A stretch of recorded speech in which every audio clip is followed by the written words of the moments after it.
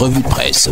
Ghislain Cougon. Mercredi 25 avril 2018, madame, monsieur, merci de nous retrouver sur ITFM pour cette troisième édition de la revue de presse. Démarrons par le quotidien Info Matin qui titre à la une: Guinée et Togo, procès en sorcellerie contre Bolloré. Le milliardaire français dément avec force et argument avoir corrompu dans l'un des deux pays. Le porte-parole du gouvernement de Conakry, Albert Camara, prend également la défense du Breton. Direction page 3 du journal Info Matin pour plus de détails sur cette garde à vue de Vincent Bolloré.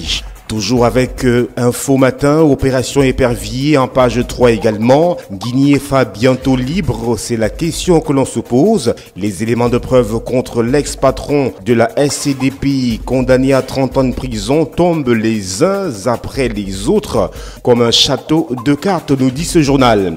Direction Sénat, chambre haute du Parlement camerounais, Tif Moukete contre la sécession. Le doyen d'âge s'oppose aux revendications des Amazoniens en page 4 de ce numéro. FENAC 2018 toujours avec Info Matin. Les préparatifs vont bon train, page 11 pour s'en apercevoir.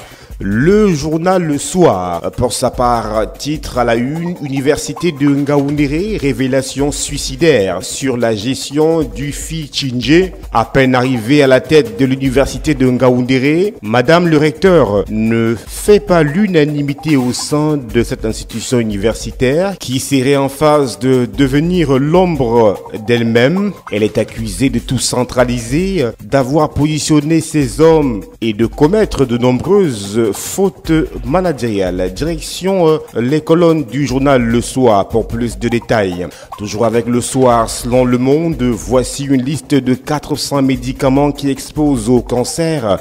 Direction page 6 et 7 de ce journal. La santé n'ayant pas de prix. Arrimage à la démarche qualité, l'ANOR en mode sensibilisation des petites et moyennes entreprises.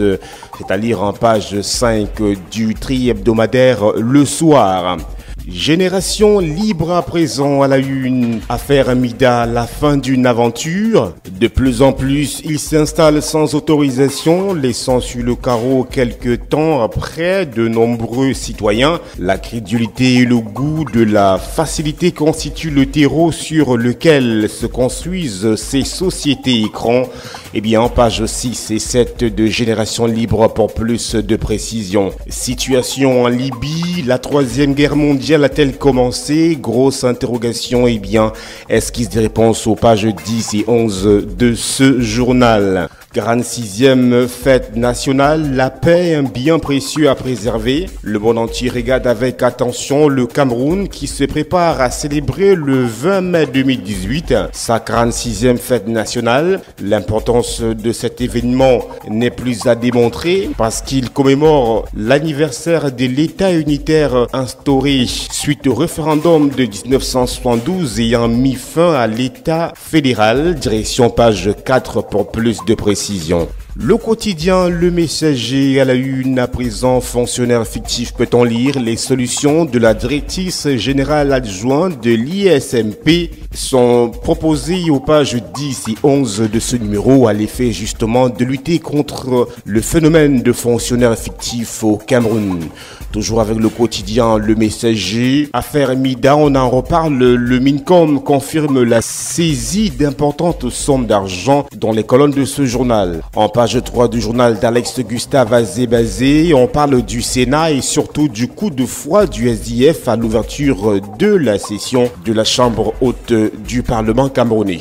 Le quotidien de l'économie à présent, nous sommes à la une. Entreprise, retard dans l'extension et la modernisation de la Sonara. Nous sommes en page 2. Les deux principales phases d'amélioration des performances de cette raffinerie créée en 1973 connaissent des lenteurs qui obligent l'État à continuer à injecter des ressources pour l'importation des hydrocarbures pour le marché national. Financement, nous sommes toujours avec le quotidien de l'économie. Les banques tourne le dos à 95% des petites et moyennes entreprises en création. Comment cela se fait? Eh bien, direction page 4 du quotidien de l'économie pour en savoir les ressorts. Gouvernance, le Fonds monétaire international s'attaque à la corruption, c'est à lire en page 4 du quotidien de l'économie. Cameroun Tribune, à présent à la une, préservation de la paix et de l'unité nationale. Le Sénat réaffirme son engagement. À l'ouverture de la session ordinaire de plein droit hier à Yaoundé, le doyen d'âge Victor Mouketi a réitéré la disposition des sénateurs à consolider ses idéaux derrière le président de la République Paul Biya aux pages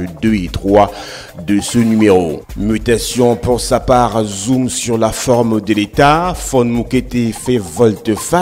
Favorable au fédéralisme dans les colonnes de Jeune Afrique, le doyen d'âge du Sénat a plaidé hier pour la décentralisation. C'était à l'ouverture de la session ordinaire de plein droit de la Chambre haute du Parlement au Palais des Congrès de Yaoundé. Page 7 pour en savoir davantage sur ce changement de langage. En page 9 du quotidien Mutation, ports africains, Vincent Bolloré placé en garde à vue. Page 5, affaire Mida, le gouvernement compte encore l'argent saisi, nous dit le quotidien Mutation. Midi libre, nous y sommes à la une, réseau parlementaire, Espérance Jeunesse, Kavaïgué Dibril soutient la jeunesse agro-pastorale. Depuis 2013, plus de 15 000 jeunes ont reçu des appuis financiers, des matériels agricoles et pastoraux, des récompenses et des formations. C'est à lire aux pages 6, 7 et 8 du journal Midi Libre. Toujours avec Midi Libre en page 3, présidence du Sénat, voici pourquoi Niad Difendi sera encore au perchoir. Eh bien, direction Midi Libre. Ce journal nous parle également de reconnaissance en page 5 avec Martin Belingay Boutou. On peut lire retraite méritée pour Belingay Boutou. Eh bien, c'est à lire dans les colonnes du journal Midi Libre. Voilà, madame, monsieur, c'est la fin de la revue de presse, 3e édition de la semaine. Nous sommes le mercredi 25 avril 2018 sur ITFM avec évidemment le concours de MBF Média Production. Nos programmes se poursuivent. C'était la revue de presse.